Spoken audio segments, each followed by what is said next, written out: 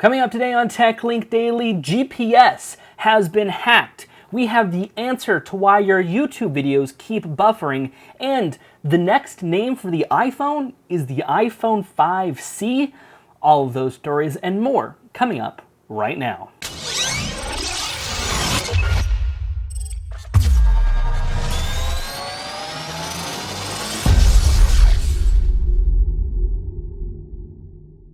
What's up, guys? Welcome back to TechLink Daily. My name is Creighton Meller, and this is the #1 place for your hottest tech news on a daily basis. Unfortunately, though, this is our last week of doing our daily show because, well, I have to go back to college and I have to focus more on schoolwork. I promise, though, that I will bring you 2 to 3 videos a week on this YouTube channel outlining the top tech news, maybe even some gadgets. Who knows what's going to come on this channel in the coming months. But I promise you, we will still have regular content. So be sure you hit that subscribe button, and I thank you guys for supporting us.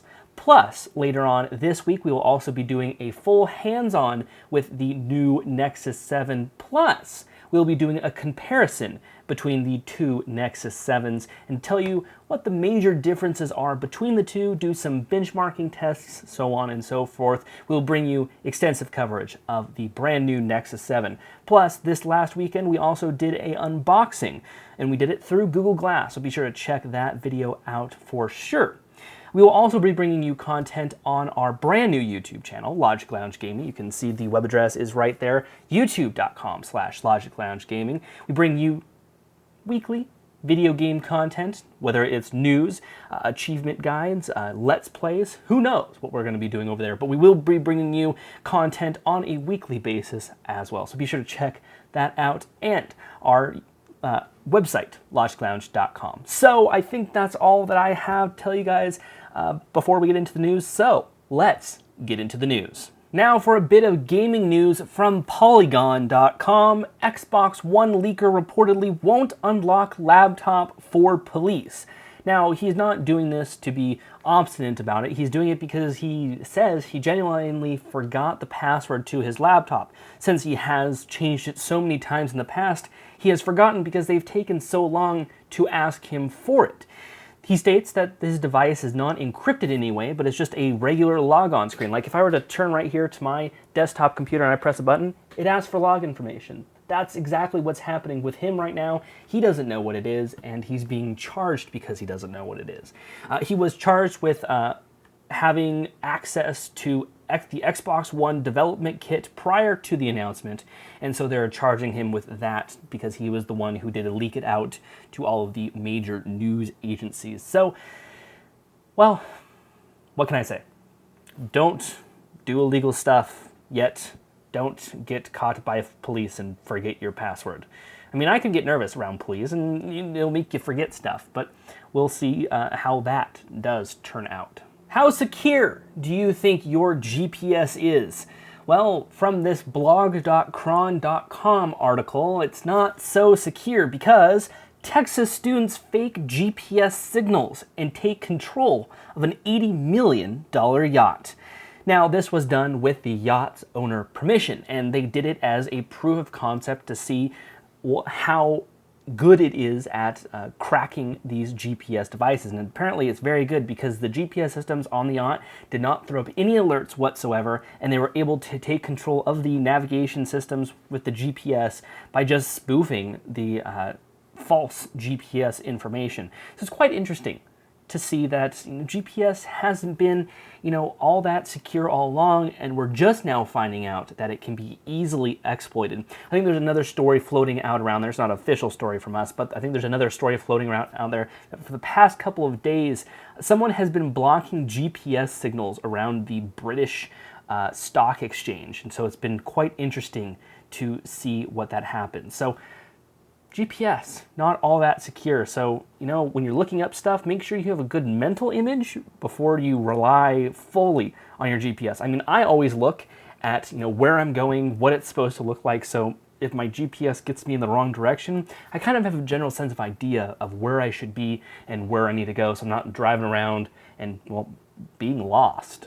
Hopefully when you loaded up this YouTube video, it didn't buffer for very long and you're not watching me in ultra low quality. Because if you are, well, there's a problem with that. And we have the answer for you from arstechnica.com. Why YouTube buffers, the secret deals that make and break online video. And what this means is that it's not the fault of the provider. It's not the fault of Netflix. It's not the fault of YouTube, but it is in fact the fault of ISPs and backbone ISPs. So basically how data is spread out around this country and many other countries is that you have these big backbone ISPs. Level 3, Cogent, are two big examples of this. And they have the gigantic pipes that run along these main streams around the US. And then you have these last mile ISPs. And this is Time Warner. This is Comcast. And they are the people who run basically from these big companies to right to your house. So they kind of spread it out and do that. Well, there seems to be some issues when these major backbone and service providers are trying to negotiate deals for carrying this large amount of data. Now, one of the biggest major ones was just recently in this past June of this year. Basically, Cogent, which is another big ISP backbone of the United States, accused Verizon of allowing the ports. So basically these companies plug into the major backbone. They allowed these ports that were carrying Netflix's data to become 100% filled, meaning that people were trying to pull too much data across them and basically they were getting clogged up. Well, they were accused of this because, well, Verizon and Cogent wanted more money from each other to be able to stream all of this data, making users' Netflix become very, very slow.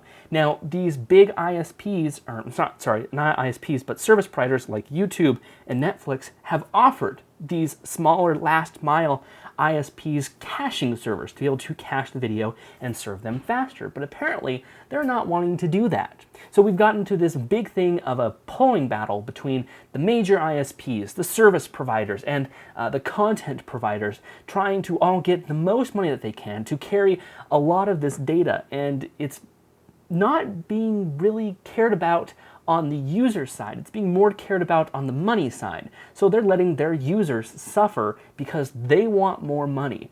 And, well, there you have it. Basically, that's the whole thing in a wrap. So if your YouTube's loading slow, if your Netflix is loading slow, blame your ISPs. Blame the backbone ISPs. But do not, and I repeat, do not blame the service itself, because they're doing all they can to provide you with all that data, but it's those last mile ISPs that are clogging you down. So there you go. There's my example and the explanation from this article. Now here's a funny article from torrentfreak.com.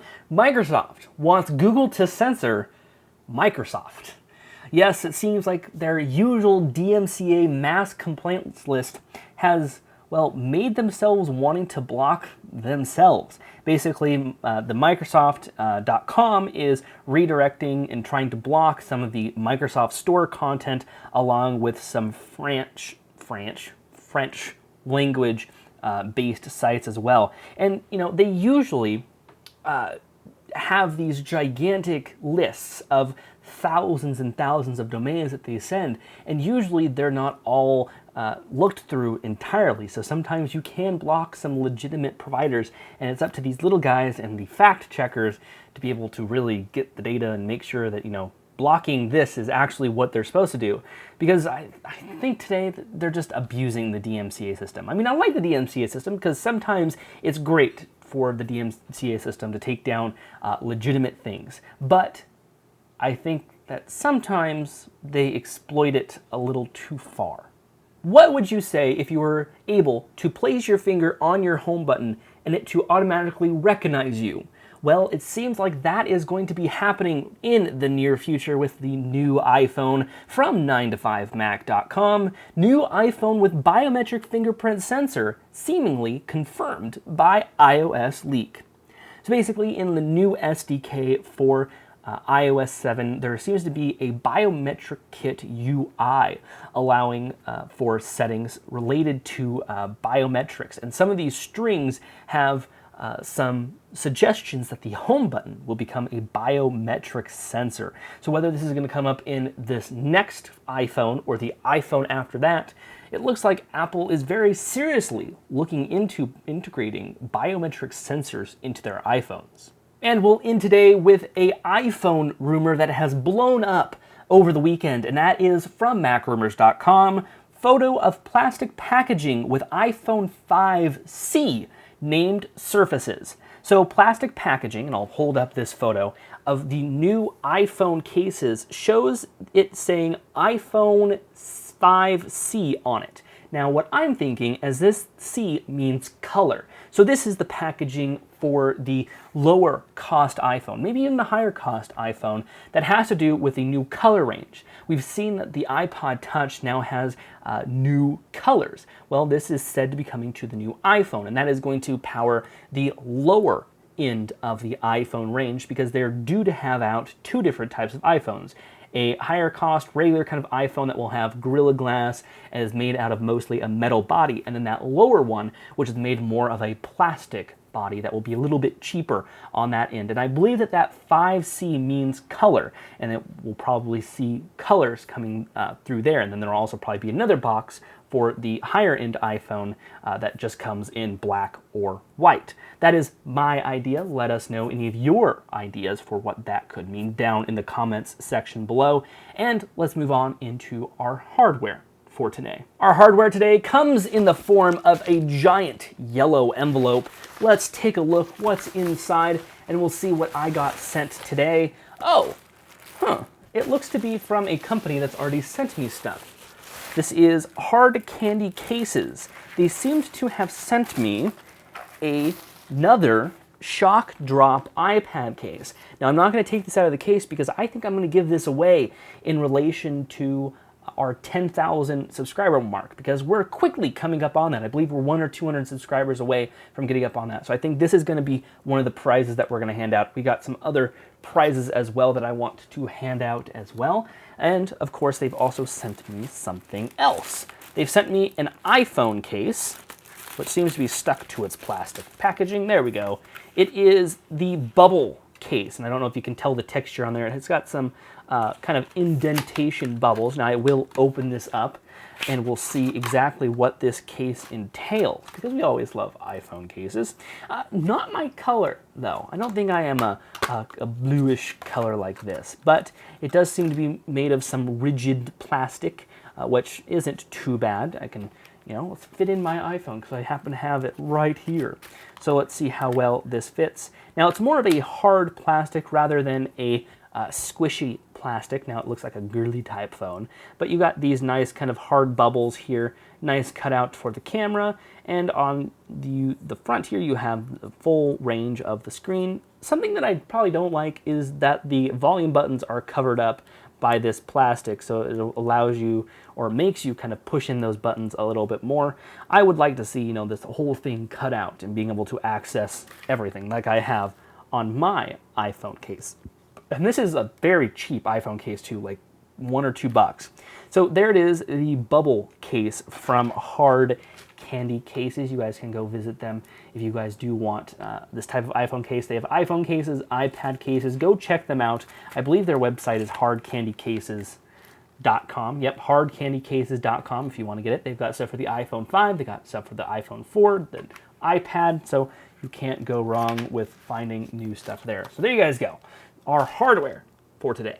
Yes, and our question of the day is, what do you want to see in the next iPhone? And I'm talking about the iPhone 5S or the 5C or whatever, because we've seen all of these minor specifications, but now that we're getting really close into it finally launching, what do you want to see from Apple? What do you want to see them most implementing in their new iPhone? Let us know in the comment section down below, and let us know, and we'll take a look at them, maybe even respond as well. So I'd like to thank you guys so much for watching. Be sure to follow us on our social media profiles, Facebook, Twitter, Google+, all under the username of LogicLounge. Thank you guys for liking, sharing, commenting, subscribing, all you guys do to help us out along the way. We really, really do appreciate it, and we'd like to thank you guys for your continued watching ability for us. We are closing in on that 10,000 subscriber mark. We'll be doing a lot of giveaways and some fun stuff around that. So help us get up there by recommending us to your friends. And we will see you guys tomorrow for our next video.